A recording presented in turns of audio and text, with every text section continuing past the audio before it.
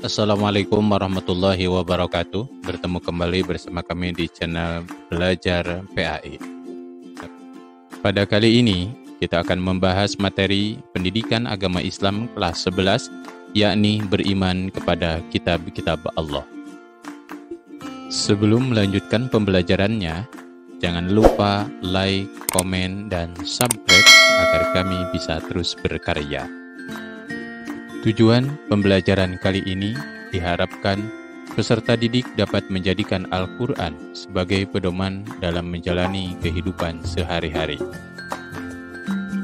Di dalam Al-Quran disebutkan bahwa ada 4 kitab Allah Subhanahu wa Ta'ala, di antaranya 1.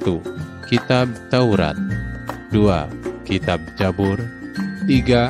Kitab Injil, dan yang keempat, kitab Al-Quran. Untuk penjelasannya, yang pertama, kitab Taurat. Kitab Taurat berasal dari bahasa Ibrani, Torah, yang artinya instruksi. Kitab Taurat adalah salah satu kitab suci yang diwahyukan Allah Subhanahu wa Ta'ala kepada Nabi Musa alaihissalam.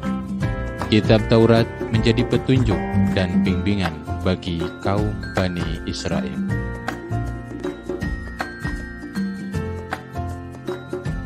Isi pokok kitab Taurat. 1. Tiada Tuhan selain Allah Subhanahu wa Ta'ala. 2. Jangan menyembah berhala. 3. Jangan mempersekutukan Allah. 4. Sucikan hari Sabtu. 5. Hormati kedua orang tuamu. 6. Jangan membunuh. 7. Jangan berzina. 8. Jangan mencuri. 9. Jangan bersumpah palsu. Dan 10. Jangan menginginkan milik orang lain.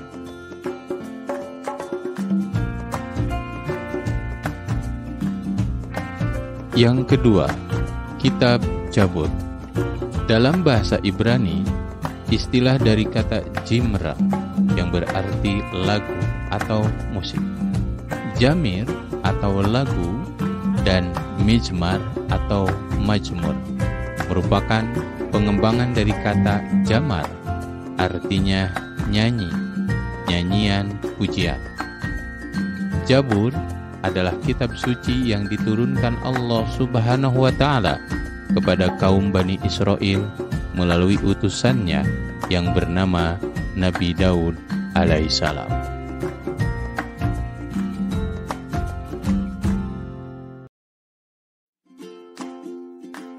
Isi pokok kitab Zabur. Secara garis besar, nyanyian rohani senandungkan Nabi Daud alaihissalam. Dalam kitab Zabur terdiri atas 5 macam. 1. Nyanyian untuk memuji Tuhan. 2. Nyanyian perorangan sebagai ucapan syukur. 3. Ratapan-ratapan jamaah. 4. Ratapan dan doa individu. Dan 5. Nyanyian untuk raja.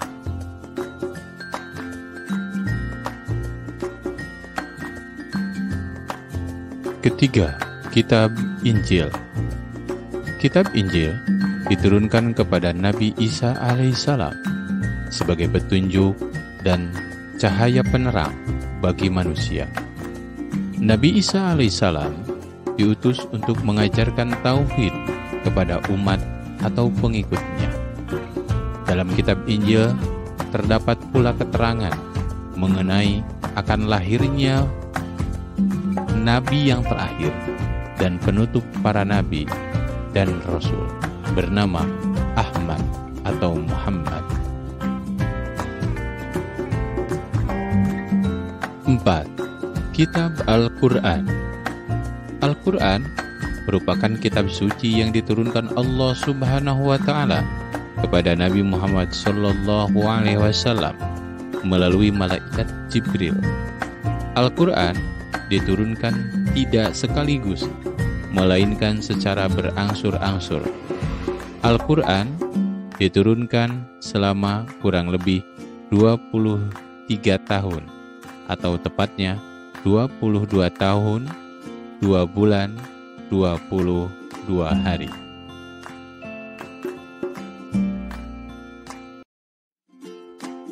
Nama lain dari Al-Quran. 1. Al-Huda, artinya sebagai petunjuk seluruh umat manusia. 2.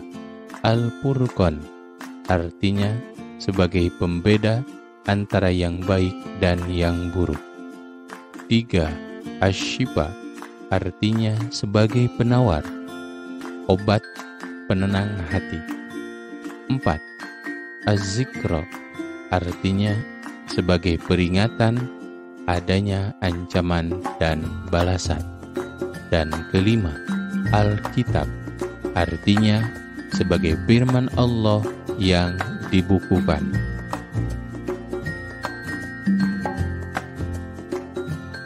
Isi Al-Quran. 1. Akidah dan keimanan. 2. Ibadah, baik ibadah mahdoh maupun ghair mahdoh. 3. Akhlak seorang hamba kepada Khaliq.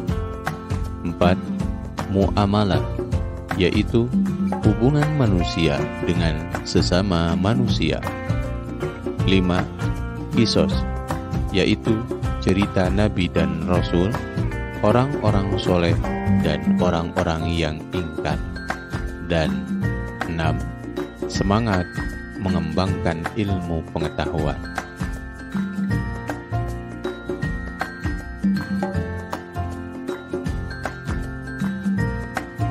Keistimewaan Al-Quran. 1.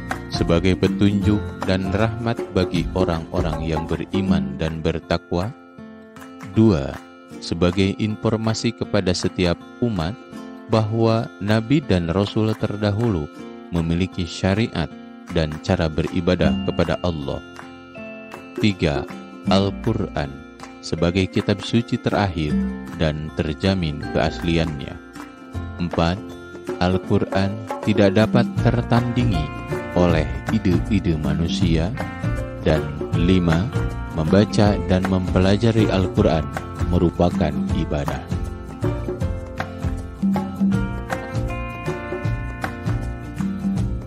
Perilaku mulia sesuai dengan Al-Quran. 1. Meyakini bahwa kitab-kitab suci sebelum Al-Quran datang dari Allah Subhanahu wa Ta'ala. 2. Al-Quran sudah dijaga kemurniannya oleh Allah Subhanahu wa Ta'ala sampai dengan sekarang. 3. Menjadikan Al-Quran sebagai petunjuk dan pedoman hidup. 4. Berusaha untuk membaca Al-Quran dalam segala kesempatan. Dan kelima, berusaha untuk mengamalkan isi Al-Quran dalam kehidupan sehari-hari.